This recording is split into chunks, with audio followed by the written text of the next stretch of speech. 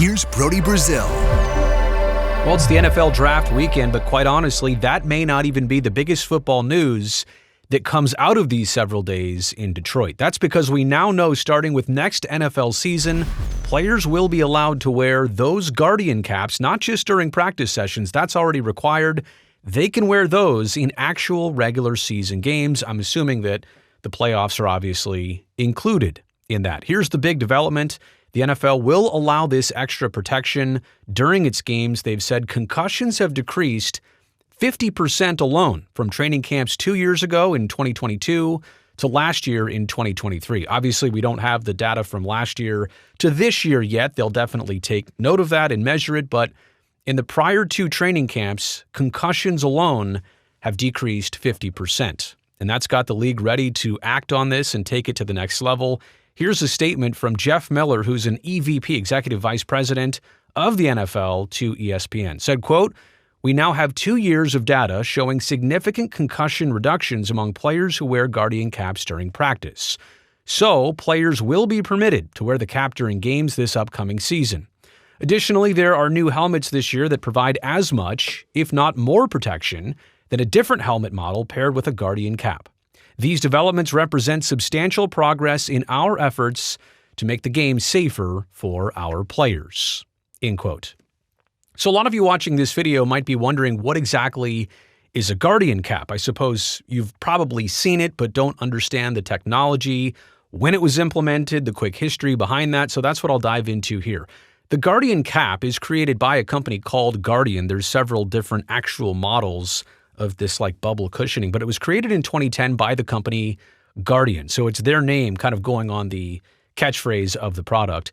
When they came out with it, it was initially met with rejection because of the way it simply looks and the tradition that it kind of breaks on football helmets. I mean, helmets alone were not enough. At least that's the way it was pitched. So why not add this extra protection? And whether it was players or coaches or administrators or league officials, it just didn't go over well back then. Well, fast forward now, 14, almost 15 years, and these Guardian caps are worn by more than 300,000 athletes, including hockey players, by the way. They don't just make these for football helmets, they also make them for hockey helmets. But 300,000 plus players wear these across youth, high school, college, and obviously now in professional leagues like the NFL. It has already been mandated for the 2024 season for contact practices in the NFL that all players wear these Guardian caps. I think with the exception right now of quarterbacks, punters, and kickers. I think those are the only exceptions, but this is already being implemented by a lot of the teams and across the league for practice sessions that involve contact. Now players can choose, if they wish, to wear them during the games. And there's a lot more to get to later on in this video about who might actually break the ice on this and why. There are some selling points, obviously, of wearing one of these Guardian caps. I realize the look is different, but it reduces impact. It cuts down on the risk of injury. That is number one, always has been, always will be. It's also a one-size-fits-all product, so you don't have to worry about mixing and matching. It preserves the helmet for high school players, for youth players who might care about something like that. It only weighs 7 ounces. It goes easy on, easy off the helmet. It can actually help cool the helmet. It insulates actually up to 20 degrees Fahrenheit, and it's at a pretty attainable price. Like I said, there's a couple different models here, but they range anywhere from $70 to $120. So it's not something that's so expensive that not everybody can get their hands on it. Pretty much if you're going to equip yourself with football gear, then you can probably be able to acquire something like this. It's as simple as this in terms of risk management and what this product actually does for players. This comes from research by the NFL, by several prestigious universities, and obviously from Guardian themselves. One player wearing a Guardian cap could reduce impact of a helmet hit by 10%. So if I'm wearing it, no matter who or what I hit or what hits me, I can reduce the impact, they say, by 10%. Now, what about if two players collide helmet to helmet and both are wearing Guardian caps? I mean, you do the math, and it is that simple, but I guess science will tell you it's not that simple. They also say that each player who goes helmet to helmet, both wearing a Guardian cap, both of them combined, can reduce the helmet hit impact by 20%. And when you think about the volume of hits, the speed of hits, the severity of hits, and how this is only getting bigger, stronger, and faster in terms of the sport, this might be a good idea for the very long term. Here's what the science says about it. Again, this is from Guardian. Here's how they say this works. I think it's simple, right? It's like extra bubble wrap almost, extra padding, but here's the details straight from them. Physics say that an outer soft material of the proper density, stiffness, and energy-absorbing properties reduces the initial severity of the impact.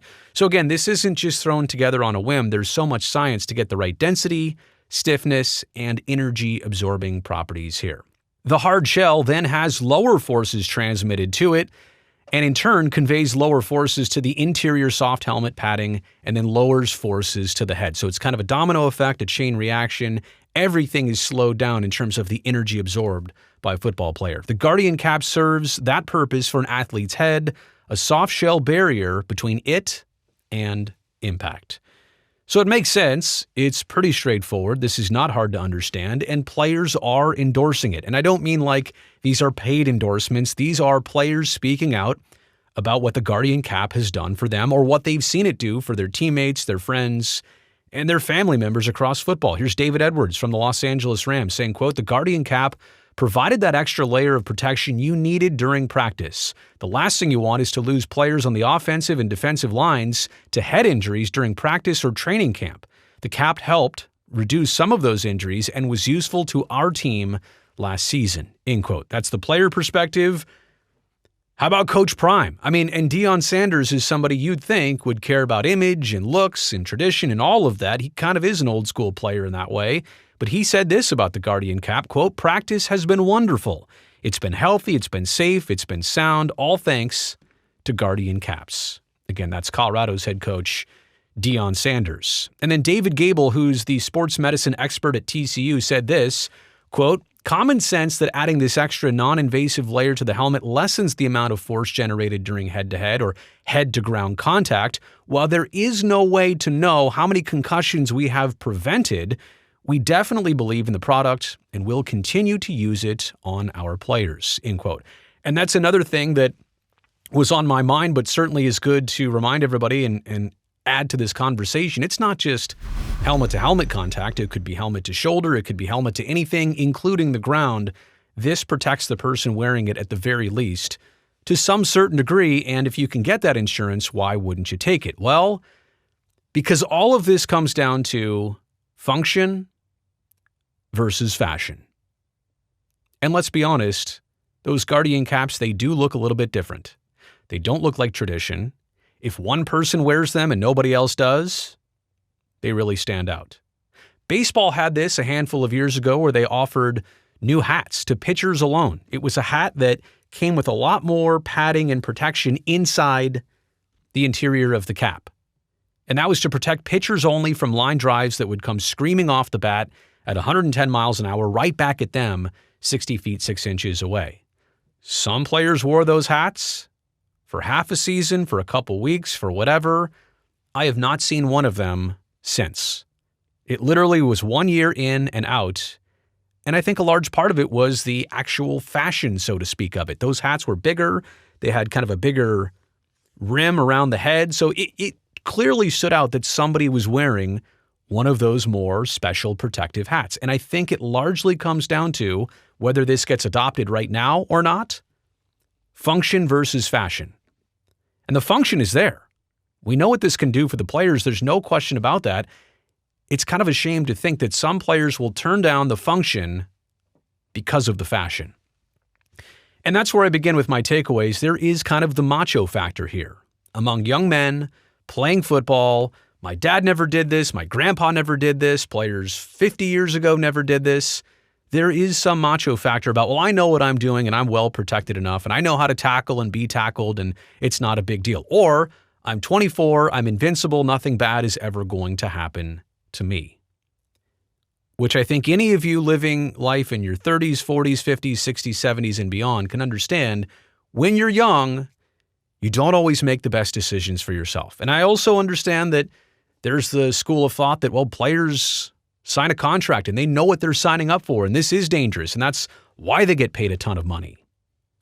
But to some degree, and this is my last point, but I'll make it now, at some point, cars didn't have seatbelts. Cars didn't have airbags. We realized over time, as people got smarter, as technology got better, and in this case, like as football players are getting stronger and faster, we need to keep up the pace in keeping them safe, and I understand this has a different look to it.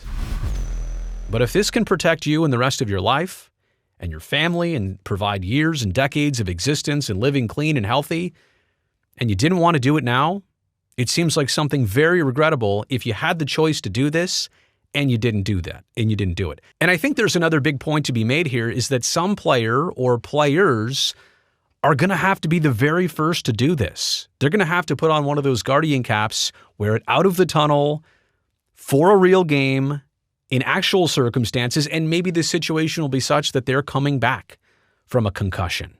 And so they're adding that extra layer and level of protection. Maybe that'll be the easy entry and bridge into this, because the first person who does this for real without any other background than prevention, there's going to be some conversation around that. And I'm not saying that's right.